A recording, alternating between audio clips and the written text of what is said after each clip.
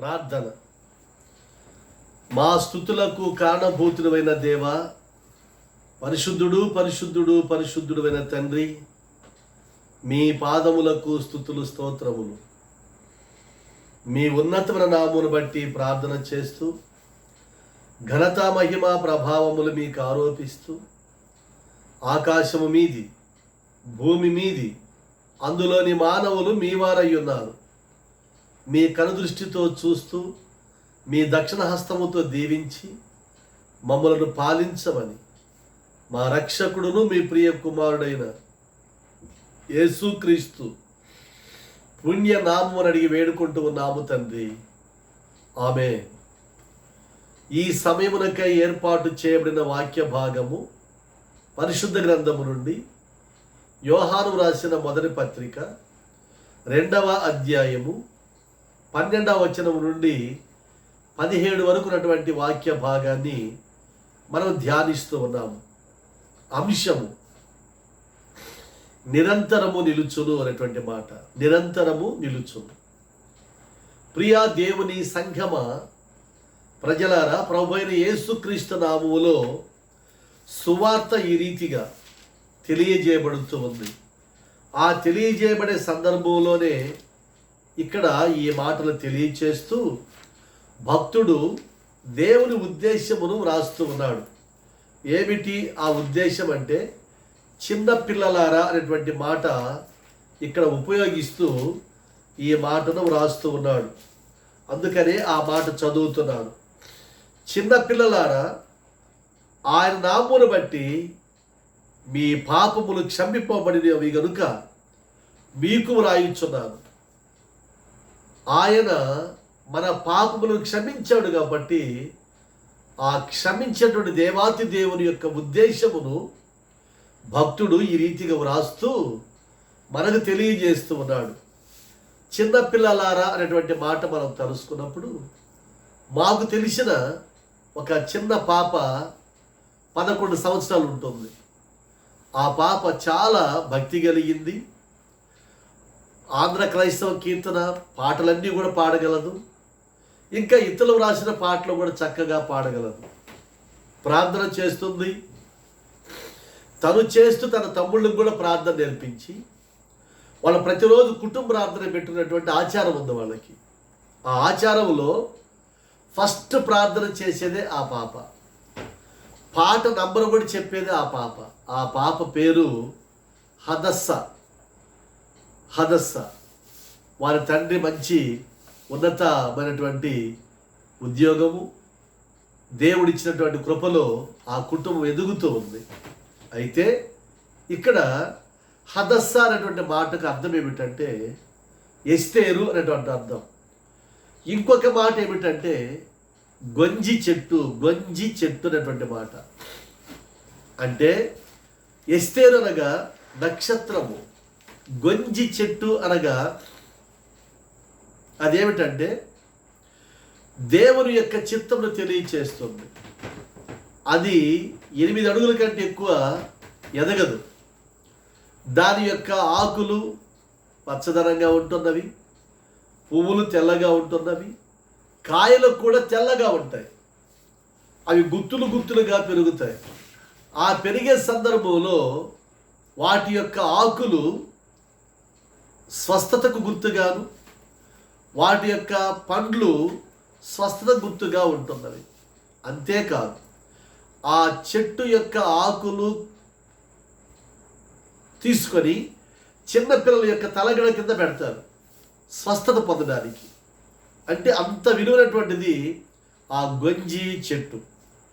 నక్షత్రం అనగా దారి చూపునది, వెలుగిచ్చునది. అందుకనే నేటి అంశములో నిరంతరం నిలుచును అనేటువంటి మాట చెప్తున్నామంటే, ఈ వ్రాసేటువంటి వ్రాతలో 2 విషయాలు ఉన్నాయి. తండ్రులకు, యవనస్తులకు, చిన్నపిల్లలకు వ్రాస్తూ ఉన్నాడు. మీరు ఈ భూలోకములో సాతాను జయించాలి. అందుకని ఇక్కడ 13వ వచనములు అంటాడు మాట, తండ్రులారా, మీరు ఆది నుండి ఉన్న వారిని ఎరిగి ఉన్నారు గనుక మీకు వ్రాయుచున్నాను యవనస్తులారా, మీరు దుష్టుని జయించి ఉన్నారు కనుక మీకును వ్రాయుచున్నాను. అంటే తల్లిదండ్రులు దేవుని ఎరిగినటువంటి వారు, యవనస్తులు దేవుని ఎరిగినటువంటి వారు. దేవుని ఎరిగినటువంటి ప్రతివాడు కూడా విజయాన్ని సాధిస్తాడు. దేవుని ఎరగకుండా ఉన్నటువంటి వాడు విజయం సాధించలేడు. ఎందుకు ఈ మాట చెప్తున్నానంటే, ఒక సందర్భంలో ఇద్దరు రన్నర్స్ పరిగెత్తుకుంటూ వెళ్తున్నారు. అది 88, 83 ఆ ప్రాంతంలో జరిగినటువంటి ఒలింపిక్స్. 88లో జరిగింది ఏమిటంటే, అమెరికా నుంచి లూయిస్ అనేటువంటి ఆయన, కెనడా నుంచి బెన్ జాన్సన్ అనేటువంటి ఆయన ఇద్దరు పరిగెత్తుతున్నారు. బెన్ జాన్సన్ ప్రకృతి మీద ఆధారపడ్డాడు, లోకం మీద ఆధారపడ్డాడు, స్టెరాయిడ్స్ తీసుకున్నాడు, పరిగెత్తాడు. కానీ ఆయన ఓటమి పొందాడు. టెస్ట్ ఎప్పుడైతే చేశారో ఆల్కహాలు ఆయన శరీరంలో ఉంది, ఫెయిల్ అయిపోయాడు. ఈ లూయిస్ అనేటువంటి ఆయన పరిగెత్తాడు. ఆయనకంటే 2-3 సెకండ్లు వెనక పరిగెత్తాడు, కానీ ఫస్ట్ వచ్చాడు. ఎందుకంటే ఆయన బాడీలో ఆల్కహాల్ లేదు. దేవుని ఎరిగినటువంటి వాడు. ఈనాడు మనము కూడా దేవుని ఎరిగి వెళ్ళినటువంటి వాడు సాతాను ముందు పరిగెత్తినా కూడా ఓటమి ఉంటుంది. దేవుని బిడ్డలు లేట్ అయినా కూడా విజయం పొందుతారు. ఎందుకంటే వీరిలో యథార్థత ఉంది, సాతాను లేడు. ముందు పరిగెత్తాడు, సాతానుడు ఉన్నాడు. అందుకనే యవనస్తులు తప్పక తొట్టిల్తారు. ఆ తొట్టిల్లకుండా ఉండేటువంటి జీవితాన్ని మనం కలిగి ఉండాలంటే దుష్టుని ఏ విధంగా జయించాలి, ఆ జయించే శక్తి యేసుక్రీస్తులోనే ఉంది తప్ప మరి ఏ నామున లేదు అని ఇక్కడ వాక్యము సెలవిస్తూ ఉంది. అయితే ఈ హదస్సు అనేటువంటి చిన్న పిల్ల గురించి నేను చెప్పాను, పాప గురించి. ఆమె యొక్క ప్రత్యేకత ఏమిటంటే, నేను ముందు ప్రార్థనలో ఉండాలి, సమయాన్ని పాటించాలని చెప్పని పరిగెత్తుకుంటూ ముందు ప్రార్థనలో కూర్చుంటుంది. ఎంత విశ్వాసం! ఇక్కడ అంటున్నటువంటి మాట దుష్టుని జయించుటనేటువంటి మాట మొదటి మాట. ఏమంటే చాలా శ్రేష్టమైన మాట ఇక్కడ చెప్తున్నాడు. అయితే యోహాను రాసిన మొదటి పత్రిక 2వ అధ్యాయములో 7వ మాటలు అంటాడు, ప్రియులారా, మొదట నుండి మీకున్న పూర్వపు ఆజ్ఞనే గాని క్రొత్త ఆజ్ఞ నేను మీకు వ్రాయుటలేదు. ఈ పూర్వపు ఆజ్ఞ మీరు వినిన వాక్యమే. ఎవరైతే వాక్యమును కలిగి ఉంటారో వారు లోకమును జయిస్తారు. ఎందుకంటే చిన్నపిల్లలకు రాస్తున్నటువంటి మాట ఏమిటంటే, దేవుని వాక్యం, దేవుని ఆజ్ఞ ఎవరైతే అతిక్రమిస్తున్నారో దేవుడు వారిలో ఉండడు. ఎవరైతే ఆజ్ఞను పాటించేటువంటి వారుగా ఉంటారో దేవుడు వారిలో ఉంటాడు, వారికి విజయాన్ని ఇస్తాడు. మనం చూస్తే ఇక్కడ 5వ అధ్యాయము ఇదే పత్రికలో 4-5 వచనాలు చదువుతున్నాను. దేవుని మూలముగా పుట్టిన వారందరూ లోకమును జయించుదురు. మన విశ్వాసమే లోకమును జయించిన విజయం. దేవుని మూలముగా పుట్టినవారు అనగా ఈనాడు మానవుడు శరీరము ద్వారా తల్లిదండ్రుల యొక్క చిత్తములో గర్భము నుండి వస్తున్నాడు. ఇది లోకసమ అనుకుంటే పొరపాటు. ప్రతి పిల్లవాడు దేవుని మూలముగా పుట్టినటువంటి వాడే. ఆ దేవుని మూలముగా పుట్టినటువంటి వారి జీవితంలో ఆశీర్వాదాలు వస్తాయి. అందుకని యేసుక్రీస్తు వారు వాక్యానుసారముగా దేవుని మూలముగా పుట్టాడు. పుట్టినటువంటి ఆయన జన్మలో ఏమన్నదంటే విజయము దాచిపెట్టి ఉన్నాడు. అందుకే అంటున్నటువంటి మాట, లోకమును జయించుదురు. ఈనాడు లోకాన్ని జయించాలంటే పాపమును జయించాలి. పాపము నీకు ఉండకూడదు. ఉండకుండా ఉండాలంటే ఏం చేయాలా? దేవాతి దేవుని యొక్క చిత్తములో దేవుని గుణాతిశయాన్ని కలిగి ఉండాలి. దేవుని గుణాతిశయం ఏమిటి? లోకములో ఉన్నాడు కానీ లోక మాలిన్యం ఆయనకు అంటలేదు. లోకములో ఉన్నాడు కానీ లోక క్రియలు ఆయన చేయలేదు. పరలోక దేవుని క్రియలే చేస్తూ వచ్చాడు. అందుకే అంటున్నటువంటి మాట 5వ వచనంలో అంటాడు, యేసు దేవుని కుమారుడని నమ్మువాడు తప్ప లోకమును జయించువాడు మరి ఎవడు? యేసు దేవుని కుమారుడని నమ్మినటువంటి వాడు తప్ప లోకాన్ని ఎవరు జయించలేరు. అలెగ్జాండర్ లోకమును జయించలేకపోయాడు. కారణం ఏమిటి? దేవుని యొక్క కుమారుడుగా ఆ సమయంలో లేడు ఆయన. ఇంకొక ఆయన ఉన్నాడు, చార్లెస్ డార్విన్ సిద్ధాంతంలో నేనే గొప్పవాడను, నేనే లోకానికి జ్ఞానవంతుడని చెప్పి అనుకున్నాడు. కానీ ఆయన కూడా ఏమి సాధించలేకపోయాడు. కోతి నుండి మానవుడు వచ్చాడు, రూపాంతరం చెందని చెప్పినంటే కోతులు కోతులుగానే ఉన్నవి, మానవుడు మానవుడుగానే జన్మిస్తూ ఉన్నాడు. అప్పుడు అంటున్న వాళ్ళిద్దరు అనేటువంటి మాట ఏమిటంటే, మేము తీసుకుపోతూ ఏమీ లేదు అంతా సూర్యుని చెప్పి చేతులు చూపిస్తారు. ఈనాడు మనం దుష్టుడు కూడా ఏం చేస్తున్నాడో తెలుసా? భ్రమ పెడతాడు కానీ వాడు జయాన్ని ఇవ్వలేడు. అందుకే వాక్యం అంటుంది, మరణమా నీ ముల్లెక్కడ, మరణమా నీ విజయం ఎక్కడ? యేసుక్రీస్తు నామములో నువ్వు లోకాన్ని జయిస్తావు. లోకమును జయించడం అంటే అర్థం ఏమిటంటే, తన మనస్సును అదుపు చేసుకోగలిగి తన జ్ఞానాన్ని మంచిదానికి ఉపయోగిస్తూ ఆత్మానుసారమైనటువంటి దేవుని జ్ఞానములో ఎదిగేటువంటి వాడు లోకమును జయిస్తాడు. అలా కాకుండా తన మనసును స్వాధీనపరచుకోకుండా ఉన్నటువంటి వాడు గెలవమంటే గెలవలేడు.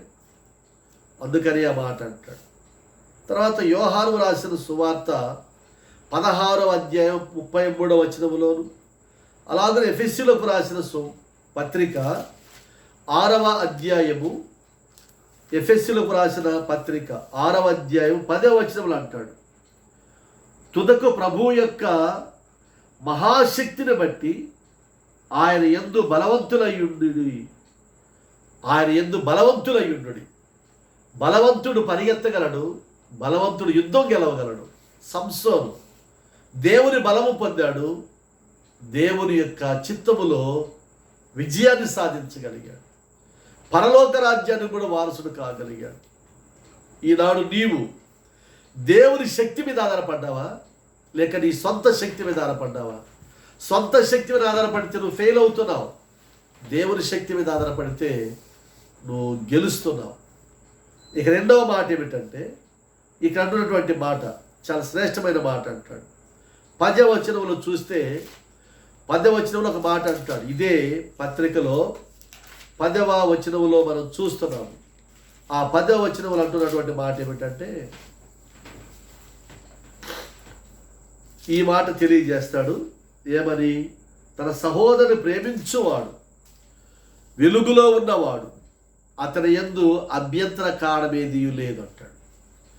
అయితే ఇక్కడ ఇంకొక మాట మనం చూస్తే, దేవుని ప్రియ సంఘమ 14వ వచనంలో చూస్తున్నాం. చిన్నపిల్లలారా, మీరు తండ్రిని ఎరిగి ఉన్నారు కనుక మీకు వ్రాయిచున్నాను.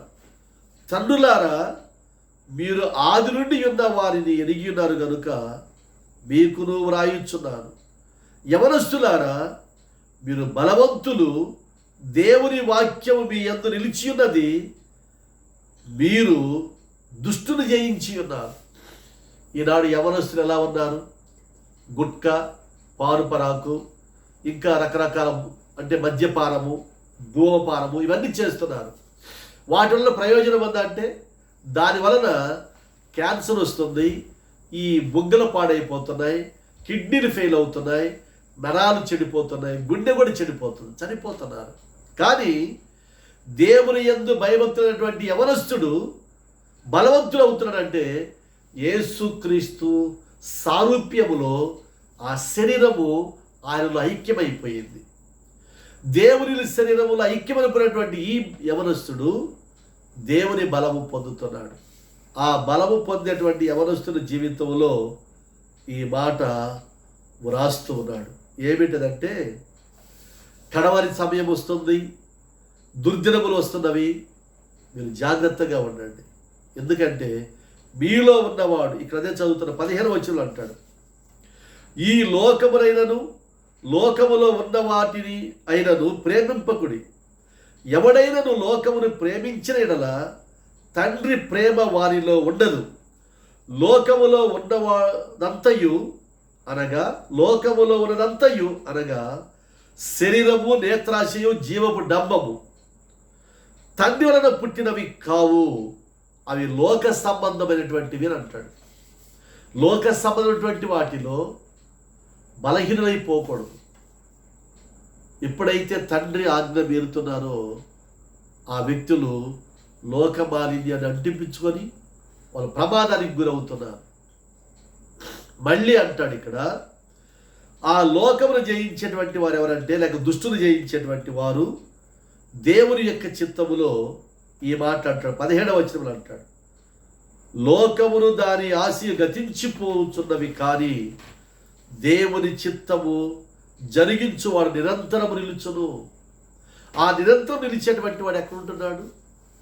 ఆ 12 రాళ్లతో పొదిగించినటువంటి ఆ పట్టణము, 12 ముత్యములతో కట్టబడినటువంటి ఆ పట్టణములో దేవుని సన్నిధిలో వెలుగు సంబంధిగా ఉంటున్నాడు.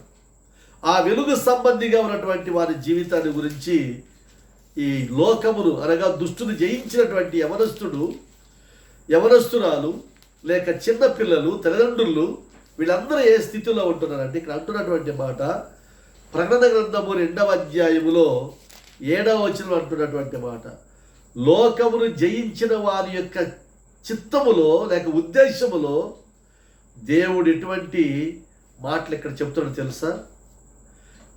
ప్రకటన గ్రంథము 2వ అధ్యాయం 7వ వచనంలో అంటాడు, చెవిగలవాడు ఆత్మ సంఘములతో చెప్పుచున్న మాట వినుగాక, జయించు వారికి దేవుని పరదైస్సులో ఉన్న జీవవృక్ష ఫలము భుజింపనిత్తును.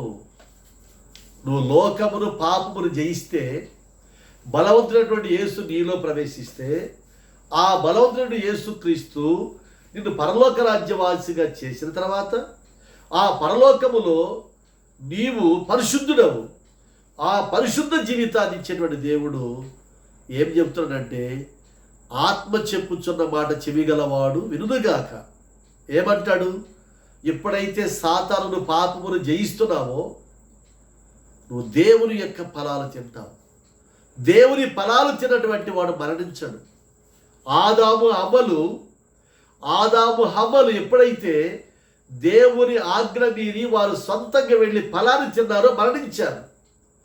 దేవుని ఆజ్ఞానుసారం ఉన్నటువంటి నీవు, దేవుని వాక్యమునకు లోబడినటువంటి నీవు మరణించి పరలోక రాజ్యానికి వెళితే జీవవృక్ష ఫలాలు ఇస్తాడు దేవుడు. అక్కడ అంటాడు కదా, జయించు వారికి నేను పరదైసులో ఉన్న జీవవృక్ష ఫలాలు.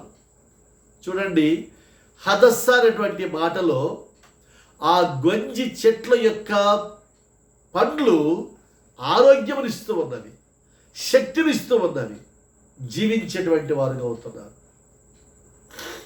నీవు లోకమును జయిస్తే పరదైసులో దేవుని యొక్క ఫలాలను అనుభవిస్తావు. ఆ ఫలాలు తిన్నవారు మరణించేవారు కాదు. 11వ వచనములు అంటాడు, చెవిగలవాడు ఆత్మ సంఘములతో చెప్పుచున్న మాట వినుగాక, జయించువాడు 2వ మరణము వలన ఏ హానియు చెందడు. ఎందుకంటే నువ్వు దుష్టుని జయించావు. సాతాను క్రియలు నీళ్ళు లేవు కనుక నువ్వు దుష్టుని జయించావు, నువ్వు బలవంతుడు అయిపోయావు. 2వ మరణము నుండి తప్పించబడుతున్నావు. మొదటి మరణము శరీరానికి, 2వ మరణము తీర్పులో ఆత్మకు ఉంటుంది. ఆ ఆత్మ తీర్పులో నీ ఆత్మలో దేవుని సన్నిధి ఉండి నువ్వు పరిశుద్ధ జీవితాన్ని కలిగి ఉంటే నీకు మరణము లేనే లేదు. అందుకని ఆ చిన్న పిల్లలారా, నేను మీకు రాయిచున్నాను, మిమ్మల్ని క్షమించాను నేను, ఎందుకంటే మీరు నా సొత్తు, వెలపెట్టి కొన్నటువంటి నా సొత్తు అంటాడు దేవుడు. అదే మాట మళ్ళీ చూస్తే మనము 12వ వచనములు అంటాడు ఇదే మాట. ఏమని? పెర్గముల సంఘానికి వ్రాస్తూ ఈ మాట అంటాడు, వాడి అయిన 2 అంచులు గల ఖడ్గములు గలవాడు చెప్పుచున్నదేమనగా, ఎంత మాట అంటాడు చూడు, వాడి అయిన 2 అంచుల గల ఖడ్గము గలవాడు చెప్పు సంగతులేమనగా, ఏమిటంటే సాతాను మీరు జయిస్తే నా సింహాసనం మీద మిమ్మల్ని కూర్చొనిస్తాను, మరణం నుండి తప్పించి మిమ్మల్ని కాపాడుతానని అంటాడు. 26వ వచనంలో మనం చూస్తే ఇంకొక మాట అంటాడు. 26వ వచనం, నేను నా తండ్రి వలన అధికారము పొందినట్టు జయించుచు అంతము వరకు నా క్రియలు జాగ్రత్తగా చేయువానికి జనుల మీద అధికారము ఇచ్చెదను. అతడు ఇనుపదండముతో వారిని ఏలును. వారు కుమ్మరి వారి పాత్ర వలె పగులగొట్టబడుదు. దేవుడు ఎంత గొప్ప మాట. నా తండ్రి వలన అధికారము, నువ్వు జీవించే అధికారం, నీ క్రియలు అంతవరకు నువ్వు జాగ్రత్తగా వాటిని పరిశుద్ధ జీవితాన్ని కలిగి ఉంటే నీవు జీవవృక్ష ఫలాలు తింటావు. నీవు రెండవ మరణం నుండి తప్పించబడతావు. ఆ తప్పించబడినటువంటి నీ జీవితము ఆశీర్వాదకరంగా ఉంటుంది. ఇక్కడ అంటున్నటువంటి మాట ఏమిటంటే, నేను నీతో కలిసి భోజనము చేయుదును. ఎంత శ్రేష్టమైన మాట. 21వ అధ్యాయము ప్రకటన గ్రంథంలో 2వ వచనాన్ని మనం చూస్తే ఇక్కడ అంటాడు, సముద్రమును ఇకను లేదు, మరియు నేను నూతనమైన యెరూషలేము అను ఆ పరిశుద్ధ పట్టణము తన భర్త కొరకు అలంకరింపబడిన పెండ్లి కుమారుని వలె సిద్ధపడి పరలోకమందున దేవుని యొద్ద నుండి తిరిగి వచ్చుట చూచి తిని. ఎంత గొప్ప మాట. ఆ పరదైసులు పరలోకమందున్నట్టు దేవుని యొక్క చిత్తం నెరవేర్చబడుతుంది. అంటే మొదట లోకమును జయించేవాడు యేసుక్రీస్తు నామములో ఉన్నటువంటి వాడై ఉండాలి. అంటే దుష్టుని జయించేవాడు యేసుక్రీస్తు దేవుని కుమారుడని నువ్వు నమ్మాలి. రెండవ మాట అయితే, నువ్వు బలవంతుడవే, దుష్టుని జయించావు కాబట్టి నువ్వు నిరంతరం నిలుస్తున్నావు. ఎలాగో తెలుసా? ఈ భూలోకంలో ఉన్నటువంటి ప్రతిదీ నేత్రాశయు జీవపు డబ్బము నీలో ఉండకూడదు. కంటితో పాపాన్ని చూడకూడదు. దాన్ని నువ్వు గొప్పగా ఊహించుకోకూడదు. దేవునికి దూరం అయిపోతావు. ఎప్పుడైతే నువ్వు వాటిని జయిస్తున్నావో, వాటి జోలికి నువ్వు పోవట్లేదో, పరదైసులో జీవవృక్ష ఫలాలు నీకే, మరణమును తప్పించే పడేటువంటి వాడవు నీవే. అంతేకాకుండా ఆ దేవుని యొక్క సింహాసనం మీద నిరంతరం నిలిచేటువంటి భాగ్యవంతుడుగా నీవు అవుతావు. అలాగనే ఈ వృక్షము యొక్క, గొంజి చెట్టు యొక్క శ్రేష్టత, నక్షత్రము యొక్క శ్రేష్టత ఈ చిన్న పిల్లలారనేటువంటి భావన తెలియజేయబడింది. చిన్న పిల్లలారనంటే ఎస్తేరు చిన్నపిల్ల, దేవునికి లోబడినటువంటి ఆమె నక్షత్రము. చిన్నపిల్లలు అనేటువంటి మాటలు మనం చూస్తే హదస్సు అనేటువంటి మాట, గొంజి చెట్టు, దేవునికి ఇష్టమైనటువంటి ప్రకృతిలో ఒక వరముగా ఆమె ఉండగలిగింది. నీవు కూడా పరదైసులో దేవుని యొక్క ఇష్టమైనటువంటి వ్యక్తిగా ఉండాలని ప్రభు పేరట ఈ మాటలు తెలియచేస్తూ ముగిస్తున్నా, ప్రార్థన చేసుకుంటున్నా. కృపాసత్య సంపూర్ణమైన మా దేవా, ప్రేమగల తండ్రి, మీ పాదములకు స్తుతులు స్తోత్రములు. మీ ఉన్నతమైన నామమును బట్టి ప్రార్థన చేస్తూ చెప్పబడిన వాక్యం అందరిలో ఫలింపు చేయండి.